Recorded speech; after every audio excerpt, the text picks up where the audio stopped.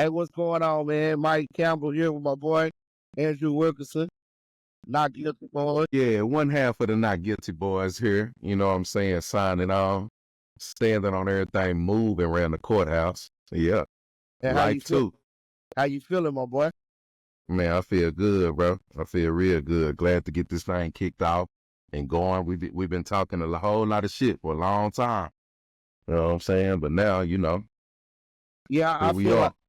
I feel like we do, this is a long time coming. Just our manifest destiny, coming to where it needs to be. I'm excited. I'm excited. The public Yeah, needs to know yeah. what we got going on. Yeah, man. And, I think it'll be pretty helpful, to talk these things out, legal issues, real-time issues, details and ups and downs of fatherhood, Really ought to have these people just text in some questions too, and we can answer those as well. That'll be pretty cool. See how that goes. So a little bit about myself. I'm a 14-year practicing attorney. For the people that don't know me, I've been practicing law in Tarrant County, mainly criminal law, my entire career. I hooked up with my partner here, YD, about 8 years ago. We started Wilkerson and Campbell, and right now we're 14-0 in murder cases, capital murder cases. Tied in the community, man. Got a boy and a girl, 14 and 10. Those are my everything. That's my reason why I wouldn't be here without them. And still help, still know what's going on in the streets, still know what's going on, around the way. So, I ain't missing nothing on my way. Yeah, man. I mean, what brought me into law, got in a little bit of trouble growing up, had an attorney represent me, didn't really do shit for me. That resonated with me. On top of that, kind of sound a little cheesy, but it's true. Used to watch Law and Order with my mom every Tuesday night, man. The original Law and Order, none of that SVU. I'm talking about the original Law and Order. You know what I'm saying? And I could always argue. I could always rebut. You know what I'm saying? By the grace of God, man, I just ended up here doing what I love. I ain't worked a day in my life yet, as it pertains to the law. Yeah, man, just I love growing up. Like I said, I got in a lot of trouble. So to make it here, somebody had to give me a second chance, and I think that's what I specialize in. I specialize in being a conduit of God's grace and mercy to help people get a second chance at life, man, to help people get past the bad decisions they made. And I take pride in that. I ain't gonna lie. So, Man, to be honest, man, it was a movie I watched, A Time to Kill. I know everybody's seen that movie, Samuel Jackson, Matthew McConaughey. Hey, side note, Matthew McConaughey may be one of the best acting lawyers ever, bro. Because that closing argument was... It was the closing argument that did it for me. If he could do it, I could do it. That's what made me want to do it. But he was a bad boy and Lincoln lawyer too. Yeah, sir. Yeah, man, but A Time to Kill motivated me, man. I saw the movie and said, that's what I want to do. I want to stand in the gap for people who really need somebody to, to be there for them, to zealously advocate for them. So, shout out Time to Kill. Yeah, shout out Matthew McConaughey, man. He cold-blooded. Shout out Method Man, cold-blooded. You know what I'm saying? Yeah. A Time to Kill, My Cousin Benny, A Few Good Men. Come on, guys. Liar, liar. Quit playing. Y'all ain't know. Liar, liar. He on there spitting. Man. Harry Mason, The Lincoln Lawyer, but I ain't talking about the movie. I'm even talking about the Netflix special. I done took a couple of things and put it in my bag off the Netflix special. Come on, you feel me? So yeah, man, happy to be here, man, and elated to kind of, start a new chapter with this podcast. Yeah, so we just want to reach out to the public, answer whatever questions they may have. Now, we ain't giving no free legal advice, but I mean, we definitely were, any generic questions on what you need to do when you get pulled over, things like that, why not to take the SFST, those type things, the things we plan on helping everybody with, as well as engaging into pop culture and giving our opinions on pop culture.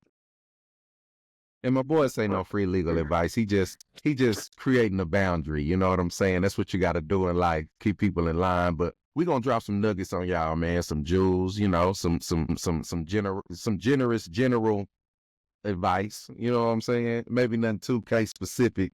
We can't get into cases, but we will tell you, man, that we ain't get 14 and on murder by not hearing the good, the bad, and the ugly, man. So, you know, Well, if y'all got any questions y'all want to ask, just ask us. I do want to get into one case, my boy. I want to talk about 2019 State of Texas versus Edward Thomas. And this is the case that really put us on the map. High profile case in Dallas County. The news, the mayor commented on this case because it involved a transgender. Well, it involved the LGBTQ community, and of course that was a hot button issue back in 19. And you know, talk a little bit, Rodney, about Edward Thomas, man, and that case and how it helped put us on the map. Man, it helped put us on the map for a couple of different reasons. You know, I believe there was a election coming up. You know, somebody trying to get elected, specifically the mayor and a couple other officials, and they kind of made, man, what was Booker? Malaysia Booker, Pierre Booker. They made Pierre Booker the spokesperson for the LGBT community. It was a big deal, man. You know, judge ended up putting me in jail during the trial. It was a very contentious case, very contentious trial. You know, it was a lot of hot button issues there, man. But basically, you know, to start off, it began contentious because the judge, basically what happened is Edward Thomas had a fight with Pierre Booker. Okay. The prosecution wanted us to refer to Pierre Booker as Malaysia Booker. Now, that may be a small ordeal to you guys. There may be someone, why couldn't you just do that? Well, first, my religious values wouldn't allow me to do that. But secondly, the prosecution was trying to trick the public and they were trying to trick the jury. Understand the implications of this, right? Right. If we referred to Pierre Booker as Malaysia Booker, right, it would mean that our client beat up a woman, okay? My client didn't beat up a woman. My client beat up a man that had plans of transitioning to a woman. He never did. He didn't change his name officially. He didn't have any surgery. Rest in peace to Pierre Booker. Pierre Booker is now deceased at the hands of another individual that wasn't my client. So I'm not going to sit here and bad talk him or bad mouth him, but there were a lot of things about Pierre Booker that were not realized by the public because the news didn't tell you. And to be quite honest, the judge didn't want us to tell the jury. Okay. But that was the implication. So he was facing 25 to life, right? They said that his hands were deadly weapons. So this wasn't an assault. This wasn't an assault bodily injury. This was an assault, aggravated assault with a deadly weapon, which is a first-degree felony. Okay? So understand that simple implication of referring to him as a she would have blown our case up, right? So we had to fight against that at every instance in trial, from the beginning to the end. So that's why from the first day when we told them that we refused to use the pronouns she or her, it was contentious. Yeah, and just to chime in, I didn't realize how, just how we grew up, how I grew up in the church. My mom and dad always kept us on the straight and narrow. So I didn't realize that how big that community was until then. I mean, we come to court, they cussing us out because we representing the guy that had a fight with the gay guy. You know what I'm saying? So, we got them barking at us as we walk in the court. I'm getting messages, I'm getting phone calls. They went on Google. I looked one day on Google, I had 1 star because the entire LGBT community decided to go to Google. Yeah, this shit crazy, ain't it, Trip? Decided to go, as a tandem, as a team, okay? Went to my business page and gave me 1 star. I had about 250 reviews with 1 star. But the good people of Facebook, they knew that we took this case pro bono. That's another thing, right? Sometimes you got to just, take a case pro bono, man, and see what happens and do the best you can. And ever since then, man, we've been bubbling. I can't lie to you. But the good people on Facebook banded together, and they came and they left a whole lot of 5-star reviews, and my stuff got back up to 5 stars. But I'm saying all that to let you know, man, if black folks came together like them letters did, oh man, we be in every position in office. You know what I'm saying? We'll probably have our own yeah. I mean, they came together, man. They were like an army, man. They did me like Lil Baby. They did me like they did Lil Baby. They tried. You know what I'm saying? Or Da Baby. It was Da Baby, not Lil Baby. So one thing YD mentioned is that he went to jail in the middle of this trial trip. I'm talking about like literally the judge held him in contempt in the middle of cross-examining lead detective. Put this man in, as the bailiff, put this man in handcuffs and march him out of court, send him to jail, bro. In the middle of trial. Never seen nothing like it before. And then he told me, as the second chair, Mr. Campbell, you up. I'm like, oh no, Judge, you just put my boy in jail. Can I have a day to get ready? He said, you got 15 minutes. He gave me 15 minutes to hop in where, YD already just giving the detective everything he needed. You know what I'm saying? YD just giving it to him. Thank God, bro wrote his notes down and left from there. He told me ahead of time. Hey, Trip. I don't know if you do that. If you put me in jail, I'm gonna go my notes. Yeah. Hey, the cross-examination. See, some attorneys get up there and they freeball it. They go from just off the head. You know what I'm saying? I write all my questions down. So I'm boom, boom, boom, boom, boom. You know what I'm saying? The question was so potent, Trip, I just passed my yellow pad over, man. You know what I'm saying? Passed my yellow pad over. But yeah, Mike held it down, man. So went ahead and got me out. So when he got out, we went to the jail to visit, bro. He was good. He was in good spirit. R.I.P. my boy Darius, and, did a lot of that case. I investigated, man. R.I.P. Darius, man. Segment, but yeah, he was good. What I wanted to know, how was he gonna be that next day? So when we met up that morning, bro was so calm, cool, collected. I knew we was good. Then I wasn't worried at all. I thought he was gonna be, ready to go. He was cool, calm, collected. You know what I'm saying? It would have been pissed out. The judge just put him in jail. My boy was ready to go.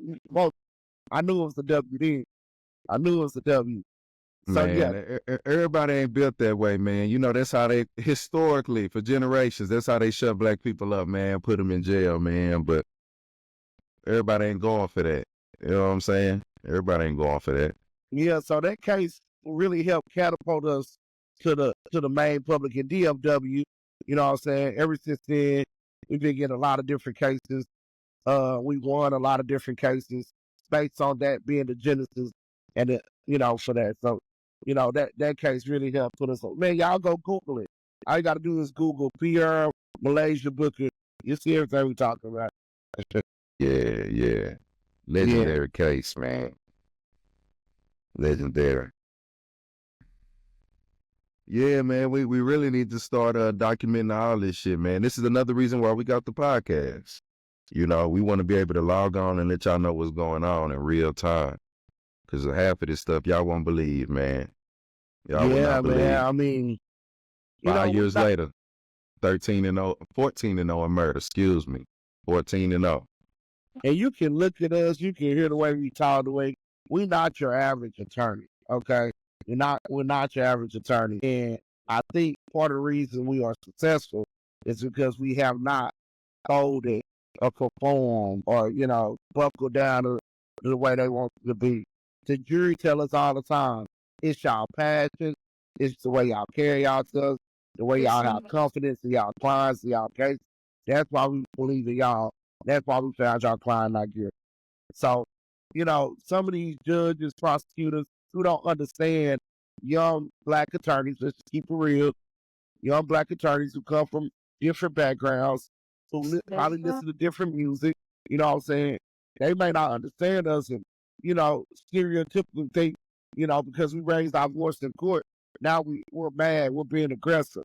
When my white counterpart do it, and that's considered zealous advocacy. Well, why won't it do the same for me?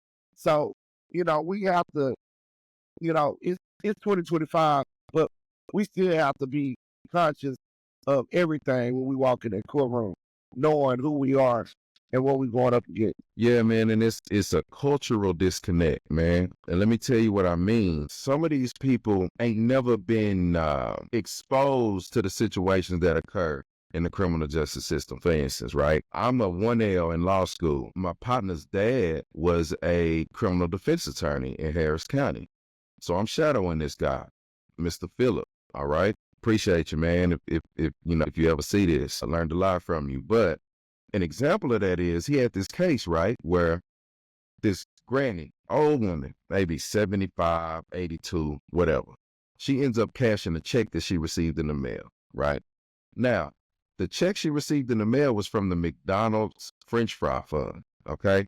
Now, if you hear me talk, you say, man, that sounds like some BS. Maybe, maybe not. You know what I'm saying? But this white prosecutor was trying to give us some jail time for that and saying that it was fraud and woo, whatever.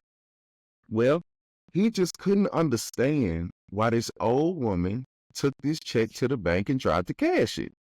And it's like, bro, you ain't never been in a disenfranchised part of the community. You ain't never couldn't keep your lights on. Your parents' lights never went off. You never experienced financial struggle. You see what I'm saying? And he just couldn't understand why this woman was so happy. She thought it was a blessing from God. Checking the mail with her name on it. With her name on it. Look out, Joe. With her name on it. And she took it to the bank, tried to cash it. Police pull up and arrest him. And the DA was not trying to hear it. Mr. Phillip was like, hey, man, I mean, you just can't make the connection. But I'm telling you, she did not have the mind to fraud anybody. You see what I'm saying? She thought it was a gift. I mean, damn, if you get a gift in the mail and it's money, do you really care who it's from? Right. You see what I'm saying? But this prosecutor just couldn't understand that. And it's because the mother ain't never been through nothing. You see what I'm saying? He ain't never been through nothing. I mean, who's going to question some free money? Ain't never lived face to face. Right. Now me, know, partly because I went through that and saw that, and partly because, I'm kind of inquisitive. Maybe I wouldn't have cashed the check. But Granny, you know what I'm saying? Granny was thanking God that she headed to the bank. So as she cracked the envelope open. She didn't even have time to think about frauding nobody. Right. But that's what I mean, a cultural disconnect. Like, these people can't even relate to what's going on. I didn't have prosecutors, right? And I'm sorry, I didn't have prosecutors charge my client with a felony in the possession of a weapon. A felon in the possession of a weapon, right? Can't understand why this man had a weapon. But I didn't have a client that got shot. You see what I'm saying? And they still charged him. And I'm telling the prosecutor, are you going to argue with me that this guy actually needed this weapon? Like, you got to understand, they're in places where they need a weapon. You see what I'm saying? Oh, he shouldn't have had the gun. I know he got shot, but he shouldn't have had the gun. Mr. Prosecutor, if he had a gun, my client might be dead. I don't care. He shouldn't have had the gun. I don't care. You see what I'm saying? It's a cultural disconnect. You see what I'm saying? Boys, you ain't never been on that side of town. Your parents told you never to go on that side of town, never to cross the tracks. You see what I'm saying? It's just a cultural disconnect out here, man. So having all white judges in a courthouse is more than just having all white judges in a courthouse. You see what I'm saying? If they ain't got no flavor, if they ain't got a connection, if they not, and see, even more so, they don't even be willing to make the connection, knowing they don't have a connection. You see what I'm saying? You got prosecutors, and some of the best prosecutors I know are ones that are willing to make the connection. Yeah. Tell me I'm lying, Mike. No, he did. No, I think, some of these prosecutors, they come out, they fresh out of law school, they go to the prosecutor office, try to get a steady check, which I understand it.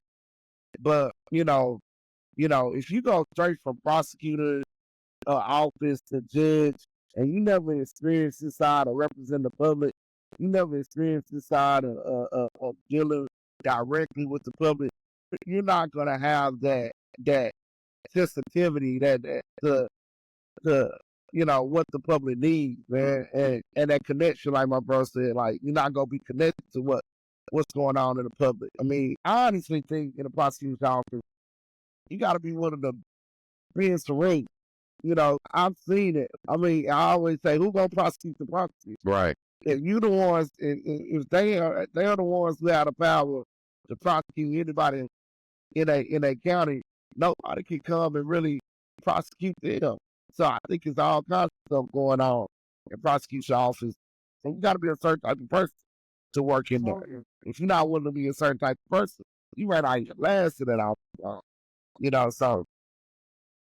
And that's another talking point, bro, that we could probably cover and we could talk briefly right now. But have y'all ever asked yourself, why is the prosecutor's office in the same building as the courthouse? Yeah. Just that should tell you what's going on. The fact that these people can come downstairs from their office, good morning, Judge. How you doing, Judge? How's the wife, Judge? Would you like a coffee, Judge? Judge, I got a question about this case I got coming up. Whole time, we at our office downtown up the street. 20 minutes away. 20 minutes away. So they got access to these judges 8 hours a day, 5 days a week, maybe 6. You understand what I'm saying? So ask yourself, it wouldn't hurt nobody for the prosecutor's office to be over here and for the court to be over here and for the state and the defense attorneys to have to commute to court. It wouldn't hurt nobody. You see what I'm saying? But just think about that. Really think about it. Heck, for mama. Yeah, and one thing, because that's a relationship thing in this legal field, man. That's a relationship thing, and relationships are cool, but we have prided ourselves on being successful by knowing the law, knowing the black letter law, knowing exactly what arguments we need to make to win this case for our client. Some people don't have that. Some attorneys don't have that. It got to be based on a judge looking out, a prosecutor looking out.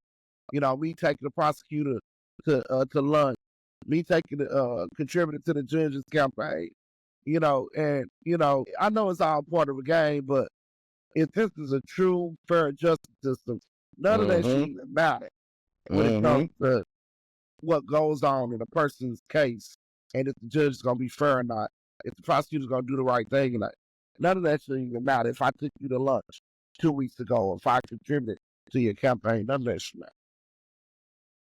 Yeah, man, it's crazy. When I was younger, I told myself I was going to write a book called The Flaws of the Law.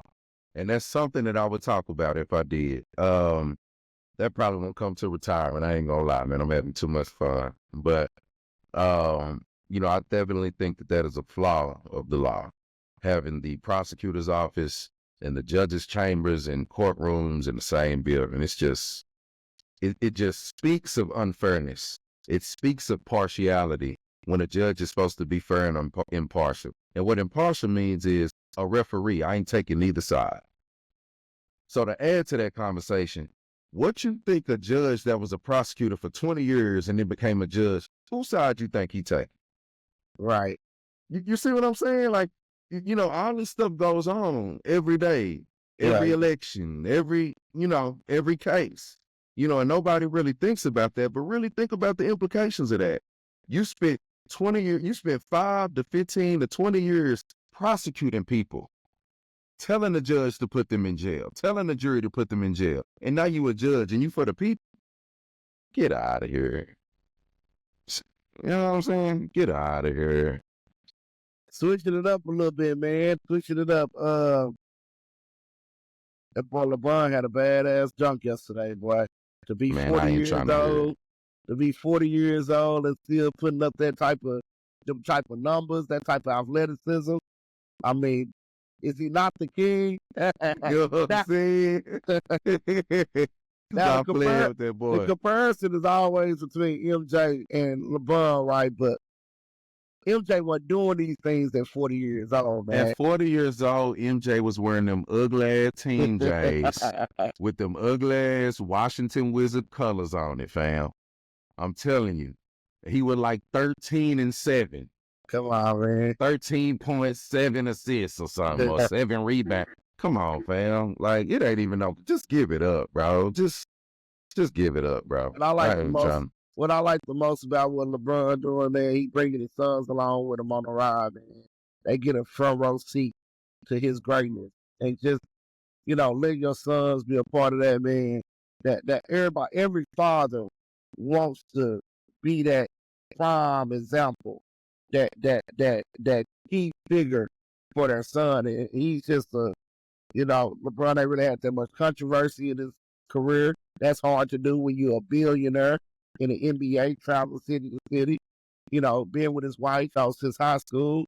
You can't really say much bad about my boy, King James. Yeah, man, that boy deserves everything he got, man. Everything he got. Finish it up, man. Give us a good movie to watch. Give us a movie or show. What you watching now? Man, The Lioness is good. I just got on Landman. From is pretty good. If you like kind of scary, suspenseful, quit playing. I'm on all that. What else, man? I ain't checked that out. Five Nights at Memorial. I was just finna ask you what it's all. Right. Man. Okay, yeah. I remember Katrina. Them boys was wilding in Houston. I remember that. It was wild.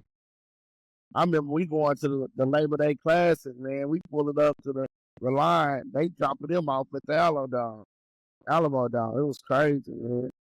Yeah, I was at TSU then, man. When we came back to Dallas is usually a 3.5, 4 hour commute. It took me 24 hours to get back to Dallas, I remember that trip. Yeah. I'm talking about you could get out the car, take a piss, hop back in the car.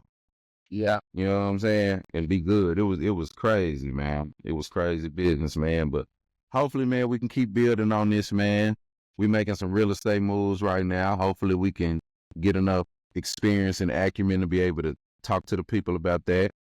Like I say, we'd love to, I'd like to talk about fatherhood a little bit. I know we got an iron sharpen iron, man, and it ain't nothing wrong with sharing your experiences, man, to strengthen the next brother next to you. So I hope that we can get some content out there for y'all, man, to kind of chew on, man.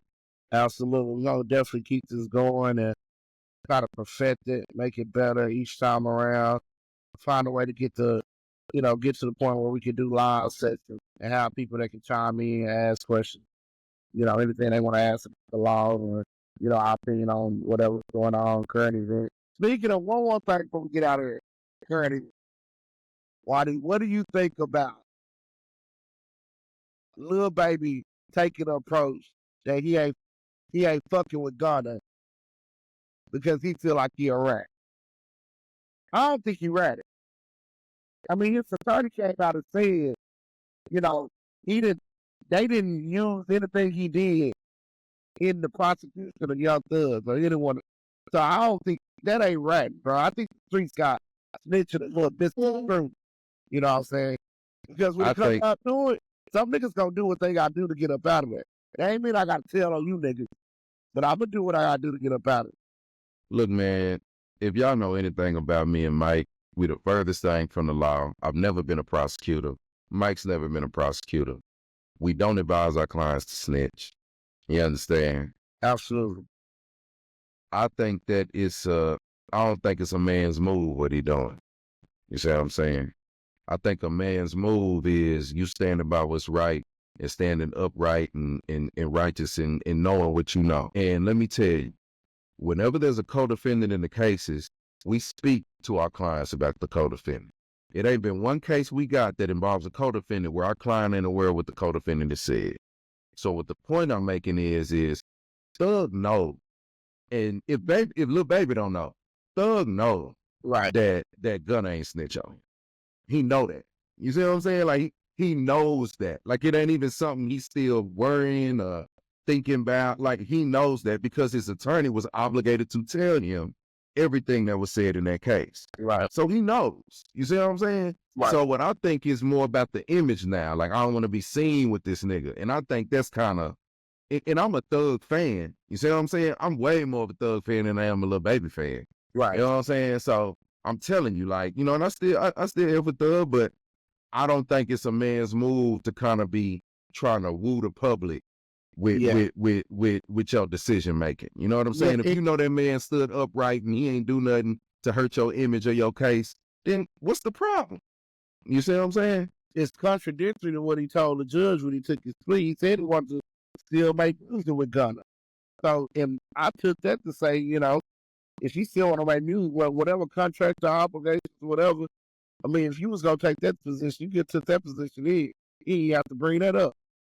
But on a talent basis, you know, I mean, Lil Baby can't stand in the room with Gunna. Come Bro. on, man. I ain't know what you was finna say. I On really the didn't talent even base, know. if I'm Gunna, I'm dropping the Myra. Come on, man. When they dropped that album together, you know, Gunna really was caring. He really was caring, bro. Now that Lil Baby got his songs out, he had that one hot album, man. This album he just dropped was kind of man, He got man. him, Future, and Thug on the song. And that album don't go hard as none of the albums Gunna done dropped since he been out. Since he been out, the albums he Come dropped on, since he fam. been out. You know what I'm saying? So, Talent-wise. if I'm Gunna, I'm continuing to drop. We went to that Gunna concert, Gunna up there, dolo, giving it to him. Come on. Dolo. No features, dolo. Like, come on, man. Like, y'all just gonna have to bite that bullet, man. Yeah, I think eventually it'll come back around, especially with Thug. You know, who knows, Lil Baby, he probably need a Gunna feature, but I think it'll come back around with Thug. Hey, Lil Baby will need a Gunna feature before Gunna need a Lil Baby feature. Yeah, for sure. I tell you that. You know, and be mad at the truth all you want. If you're mad at the truth, you'll be mad at anything. For sure. So, you know. Well, bet we gonna do this again, man. We gonna do this again. Let's yeah, I think it's a good start. It's something great. For sure.